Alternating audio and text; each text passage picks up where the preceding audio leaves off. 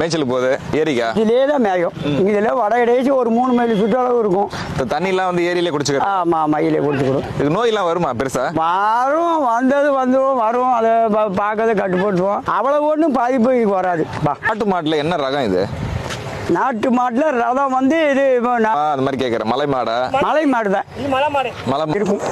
சரிங்க. இந்த காலக்கண்டுலாம் இருக்குல்ல, மாச கண்டு, என்ன ரேட்டு கொடுக்குறீங்க ஜல்லிக்கட்டுக்கு? ஐயா ஜல்லிக்கட்டுக்கு கண்ணு வாய்ப்பை பொறுத்து இடையை பொறுத்து 10 ரூபா 15 ரூபா.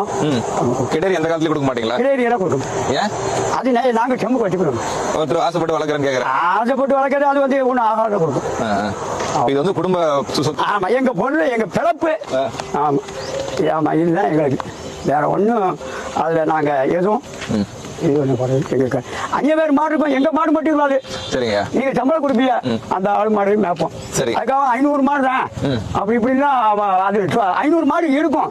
உங்க மாடு, அவர் மாடு, அவர் மாடு, இவர் மாடு, எல்லாரும் மாடுமே இருக்கும். இது எத்தனை மணிக்கு பட்டிக்கு வரும்? அடையிலக்கா 6 மணி 7 மணி ஆகும். 7 மணி ஆயிடுமா? காலையிலே கொண்டு போயிட்டு சாயந்தரம் வருவீங்க. இடையில சாப்பாடுக்கெல்லாம் போயிட்டு வருவீங்க? சாப்பாட்டுக்கு போயிட்டு வந்துருவோம். ஆளு தனியா கிடைக்கலாம் வருவோம். அதுக்கு 3 பேர், ஒரு ஆளுக்கு 500 ரூபாய் சம்பளம்.